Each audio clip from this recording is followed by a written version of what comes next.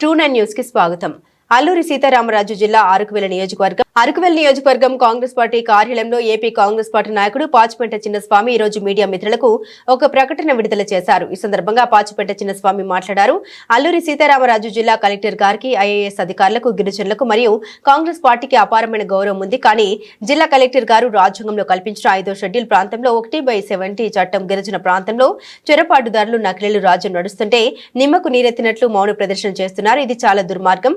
తమరు ఐఏఎస్ అధికారిగా గిరిజన హక్కులు, చట్టాలు.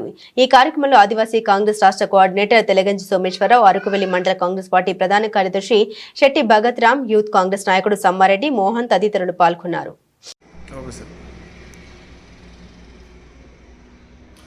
మీడియా మిత్రులు నమస్కారం.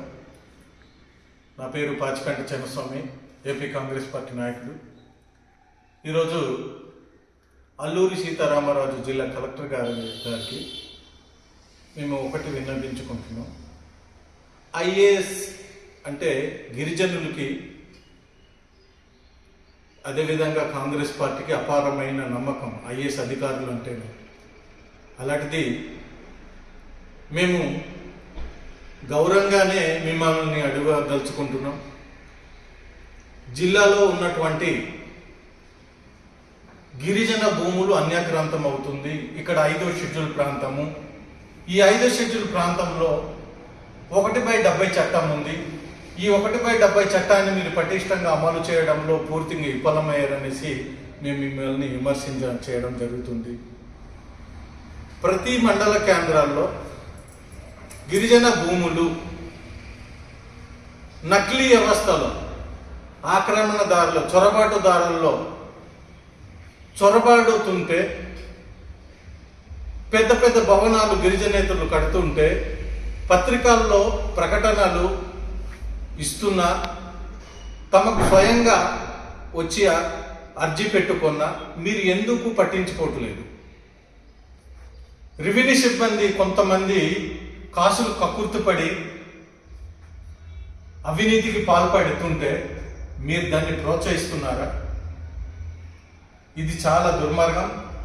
గతంలో ఉన్నటువంటి ఐఏఎస్ అధికారులు గిరిజన హక్కులు, చట్టాలు కాపాడారు.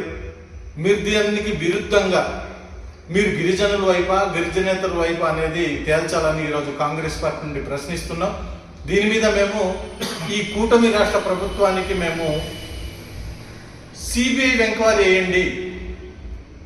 అరకు పార్లమెంట్ పరిధిలో గిరిజన భూములు అన్యాక్రాంతం అవుతుంది.